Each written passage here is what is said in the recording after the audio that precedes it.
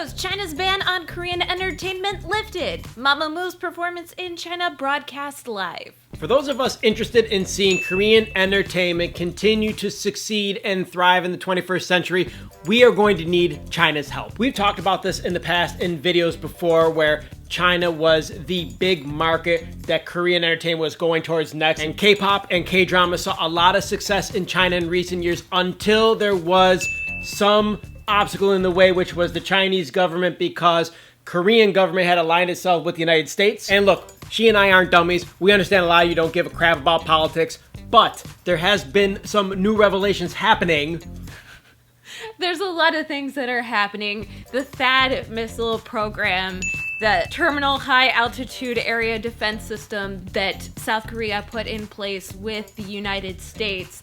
China was very against it, and so they created a ban in, I believe, August of 2016, where they pretty much blocked all of Korean entertainment and also other Korean importations. So it affected a lot of the Korean economy, though as you can see, it didn't annihilate everything, and in many cases, Korean entertainment has been reaching into other markets, including the US market, in order to compensate for the loss of the Chinese market. Well, on October 12th, we got our first indication that this ban might be lifted when there was a conference in Busan that included one of China's ministers or minister-level officials.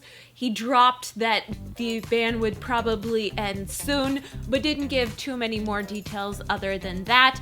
And officially, on October 31st, both South Korea and Chinese governments announced that the ban was lifted. For those of you even slightly interested in the inner workings of how Korean entertainment continues to be successful and grow even more than it already is, look no further than China lifting the ban. This is absolutely wonderful news, especially because 1.4 billion people, most of them absolutely love Korean entertainment. Korean entertainment is the biggest entertainment industry in Asia, and it's way bigger than China's entertainment industry. China only wishes that they had as much success as some of the idols and Korean drama actors. If you're interested in seeing more K-pop groups come up, younger groups that need China's money in order to really be successful, this is the best thing that we could be talking about. Not to mention groups that have already been in existence that you miss because you haven't necessarily gotten to see them perform as a group or as a whole group, like FX or even EXO. Some of their Chinese members have been focusing more on gaining money in China and working over in China versus working in Korea because of this whole situation. Now, maybe they can be reunited. We can get some more music. We can get Lay back in EXO. We can get Victoria and more FX music. For the record, Lay did not leave EXO, but he has been committed to doing a lot of promotions in China, and so EXO's been 8 more recently, and that's really what she's talking about. But a lot of your K-pop groups, they have a Mando subsection, and now that will be back, and we will see more of that and more music. The first real big indication that they were coming all back together despite the government's announcements was the CCTV, which is the Chinese-controlled national TV, put on a 30-minute broadcast about the Pyongyang Olympics. Pyeongchang. Why did I say Pyongyang? No, it's Yongpyong is the mountain range that they're going to be skiing down, but it's Pyeongchang 2018 Winter Olympics. Yes.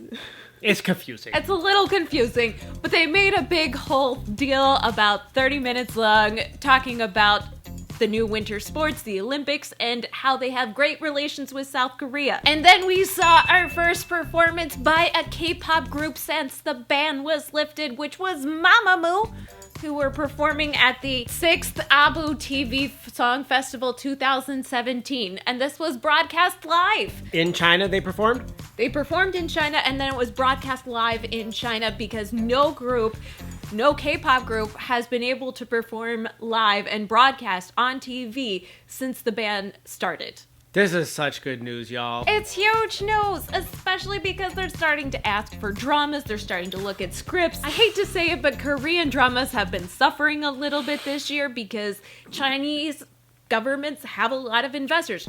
Chinese entertainment has a lot of investors, and that's part of the reason why entertainment dramas in recent years were getting really big, really showy, and having super high production values because of things like Chinese investment.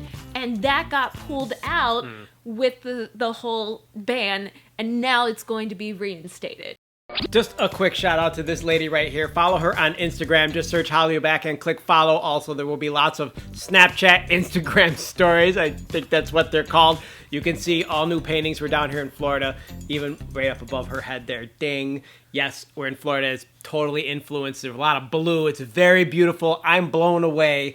Follow her on Instagram. Comments down below about the China ban. This is great news. Click the like button. Thank you for supporting us here at hallyuback. Click the bell for notifications. Check out the link to KGAL. Don't forget to subscribe for more hallyuback news. That's it. We're out of here. Hasta luego.